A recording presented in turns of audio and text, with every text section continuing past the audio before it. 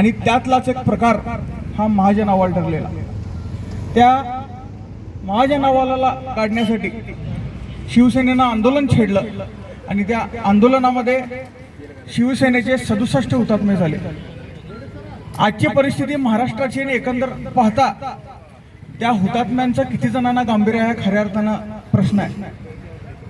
ज्या शिवसेनेनं बेळगावकरांसाठी या आमच्या चळवळीसाठी हुतात्मे दिले, त्या शिवसेनेचे 2 भाग होताना त्या ठिकाणीच पाहावे लागतात आणि त्यातलाच एक भाग त्या ठिकाणी ज्याचं नेतृत्व स्वतः या कन्नड सक्ती आंदोलनामध्ये ज्यांनी 40 दिवस तुरुंगवास भोगला, तेच आज सीमा प्रश्नाच्या विरुद्ध भूमिका घेणारे पदाधिकारी या ठिकाणी सीमा भागात नेमतात। ही खऱ्या अर्थानं सीमावासियांची शोकांतिका आहे।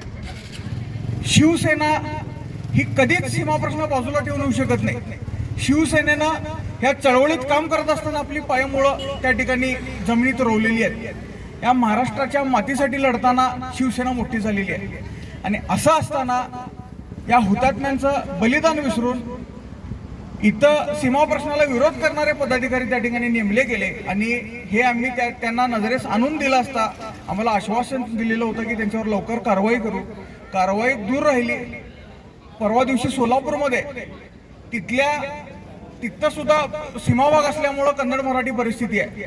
तिथल्या लोकांना खुश करण्यासाठी ह्याच सीमा प्रश्नाला विरोध केलेल्या पदाधिकाऱ्यांना बोलून भाषणं करायला लावतात। हे दुर्दैव आमचं आहे।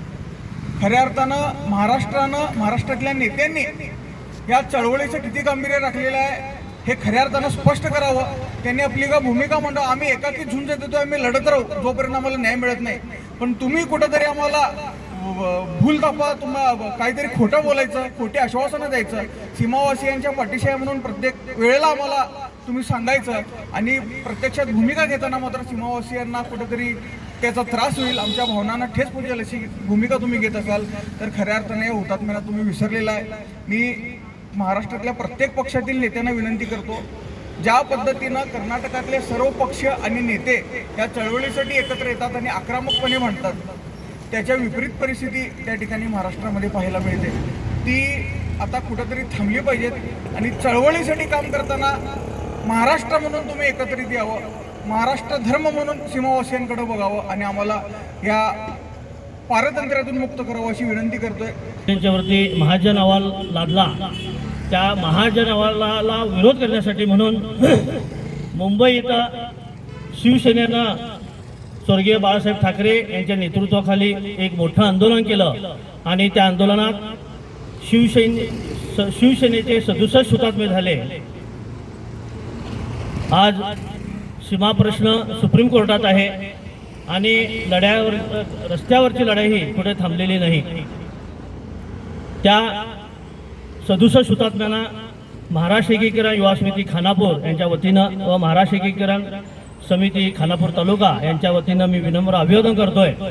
त्याचबरोबर आज सीमा भागात ही चळवळ आजही सीमावासियांनी जीवन ठेवलेले आहे आणि त्यांना लवकरात लवकर यश मिळालं पाहिजे।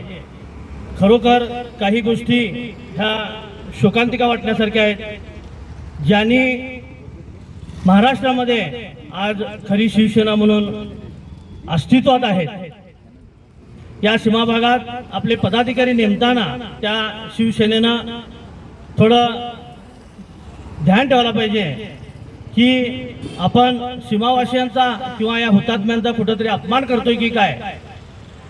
त्या नेतृत्वाला या हुतात्म्याने सद्बुद्धी देव आणि या सीमा चळवळीत खरोखर या सीमा भागातील मराठी माणूस हा लढवाई आहे।